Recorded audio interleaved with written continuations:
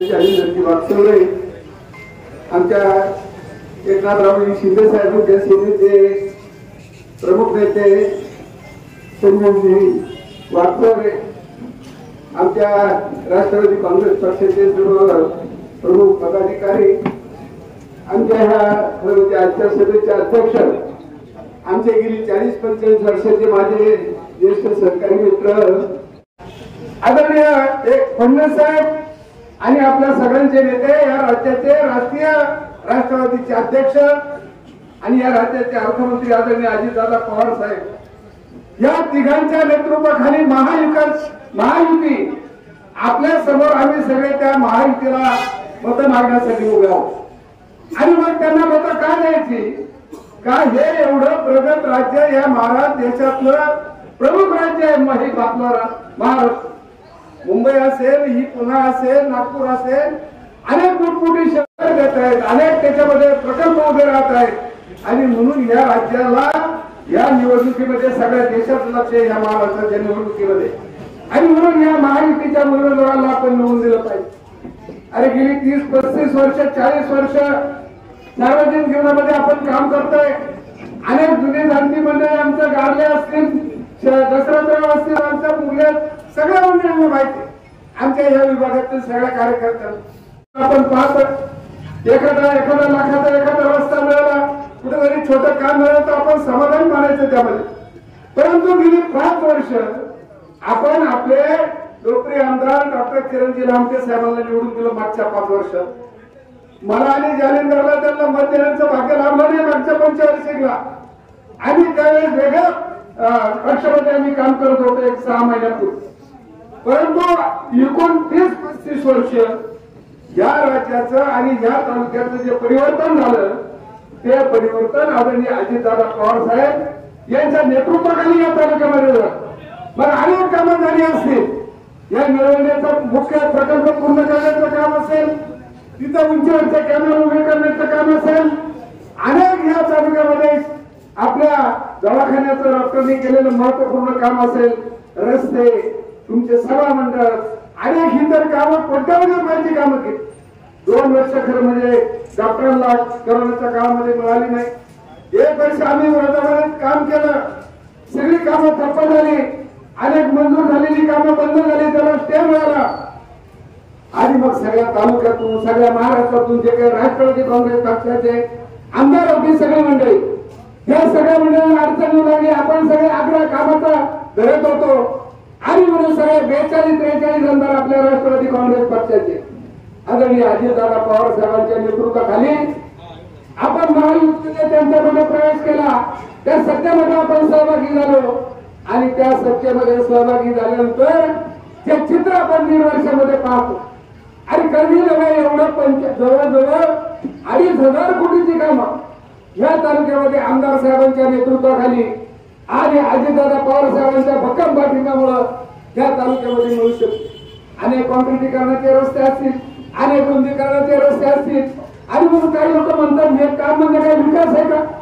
अरे हा तालुक्यामध्ये एवढा अडचणीचा तालुका, एवढा हा आदिवासी तालुका, अनेक दळणवळणाच्या सोयीत नाही, आणि हे प्रमुख काम आहे या तालुक्यामध्ये आणि सगळ्या ग्रामीण भागामध्ये, आणि ते महत्वाचं काम त्यांनी केलेलं आहे। मला आनंद आहे की या राज्यामध्ये खरं म्हणजे ही कामं सातत्याने होत राहतील, ही कामं आमदारांनी केलेली आहेत। परंतु या तालुक्यातली आणि या राज्यातली मुख्य काम जे आहे, आणि ते काम हे तिन्ही नेते आदरणीय आपले एकनाथराव शिंदे साहेब सुद्धा या ग्रामीण भागातला आपल्या सातारा जिल्ह्याच्या एका छोट्याशा खेडेगावातले आपला मुख्यमंत्री, मुंबईला ते ठाण्यामध्ये स्थानिक झालेले, आपल्या राज्याचे दुसरे उपमुख्यमंत्री फडणवीस साहेब अत्यंत हुशार आणि एक कर्तव्य करण्यात आहे।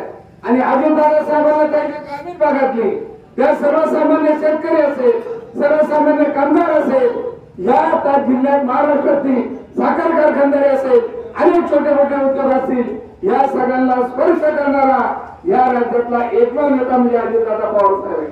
आणि म्हणून त्या पवार साहेबांना आपल्याला ताकद द्यायची, फडणवीस साहेबांना आपल्याला ताकद द्यायची। मुख्यमंत्री साहेबांनी खूप मोठ्या चांगल्या योजना महाराष्ट्रामध्ये तिघांनी घेतलेल्या आहेत।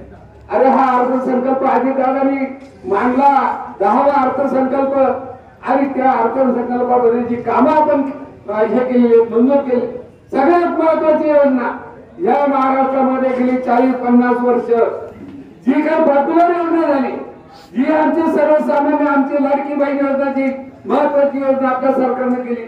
अरे अत्यंत महत्वाची योजना. आमची जी भगिनी असेल, ती मोलमजुरी जाणारी असेल, धुळं भांडी करणारी असेल, अत्यंत गरीब महिला असतील, अरे या महिलांना त्या आपल्या कुटुंबामध्ये आपल्या मुलांसाठी दवाखान्याची काही थोडंफार सोय करायची असेल, काही त्यांना पुस्तकं काही झाली काही घ्यायची असेल, आपल्या काही कपडे लत्यांची व्यवस्था करायची असेल, असं काही सासरवासी असेल, आपल्या गरीब भगिनी असतील, अत्यंत महत्वाकांक्षी योजना अजितदादा पवार साहेबांनी या महायुतीच्या सरकारने दिली. आपल्या शेतकऱ्यांसाठी 7.5 एप्रिलपर्यंत त्याच्यामध्ये आमच्या देवठाणपासून खाली चांगला ऊस जवळजवळ 70,000 टन ऊस तिथं निर्माण होतं. ते क्षेत्र घटलंय. पाण्याचं थोडं कमी झाल्यावर पाणी उचल झाली आणि म्हणून जे काही बिताक्याचं स्वप्न होतं, जे बिताक्याचं थोडंफार काम झालं, ते सुद्धा काम फार चांगल्या पद्धतीचं झालेलं नाही. आणि त्यावेळेस सुद्धा अजितदादांकडे जाऊन आम्ही खरं म्हणजे त्या बिताक्याच्या तिकडचं पाणी इकडे वळवायचा तो प्रस्ताव त्यावेळेस ठेवला आणि म्हणून त्या कामाकडे जास्त लक्ष देण्याची गरज आहे. फार अतिशय चांगला कॉन्क्रिटीकरणाचा तो एक कॅनल सारखे त्याची बांधणी होण्याची गरज आहे. आणि म्हणून केंद्र सरकार आणि राज्य सरकार फार सक्षमपणाने याच्याकडे बघते. पूर्णच आपला एकूण हा गोदावरी खोरा असेल, या आपला सगळा खोरा असेल आणि म्हणून कोकणात जाणारं पूर्ण पाणी वळवण्याचा प्रकल्प फार मोठी केंद्र सरकारची योजना आहे.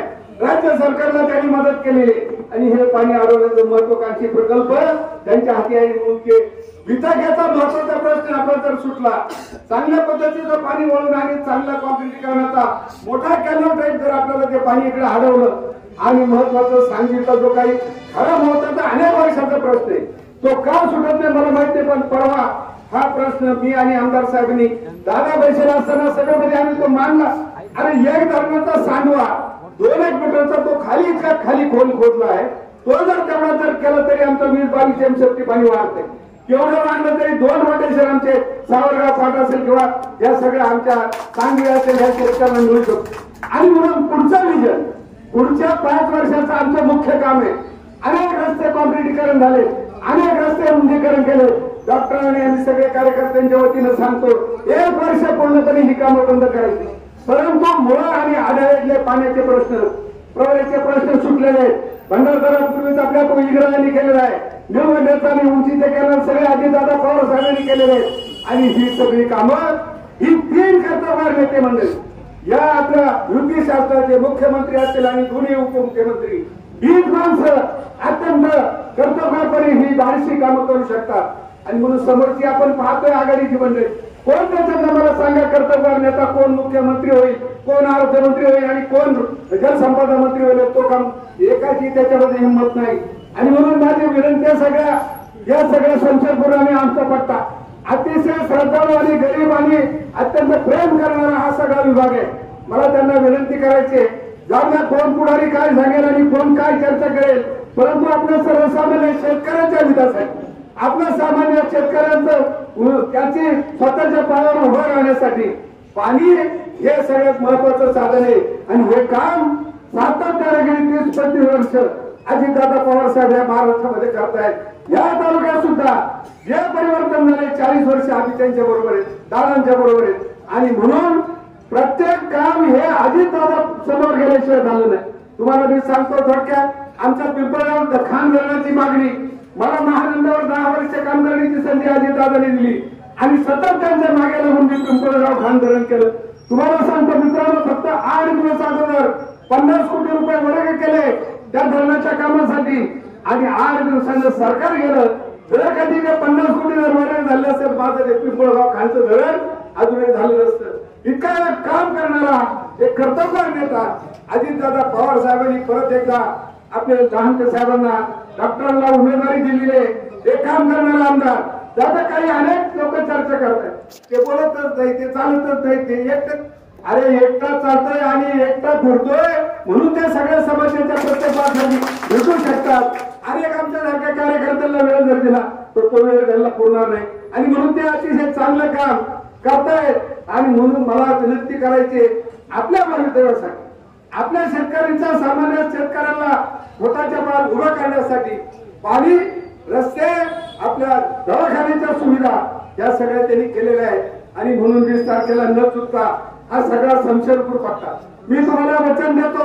अजितदादा पवार साहेबांच्या पाठिंब्यानं, आदरणीय फडणवीस साहेबांच्या पाठिंब्यानं आणि एकनाथरावजी शिंदे ह्या महाराष्ट्राचे मुख्यमंत्री 1 वर्षामध्ये हा बितकाचा प्रश्न असेल, हा उंची तुमचा ते काही धरणाची सांगलीचा जो काही आमचा 2 मीटर खाली त्याचा सांडवा गेलेला आहे, तो सांडवा कशी काय अडचणी मला अजूनही एक मिनिट समजलेला आणि रामनाथला विचारत होतो.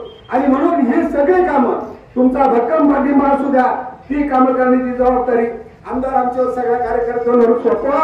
आणि 20 तारखेला घड्याळाच्या चिन्हावर बटन दाबा, आपल्या विकासासाठी मतदान करा, आपल्या दादांना पाठिंबा देण्यासाठी मतदान करा, या महायुतीचं सरकार आणण्यासाठी मतदान करा. एवढंच नम्र विनंती करतो आणि थांबतो. जय हिंद, जय महाराष्ट्र.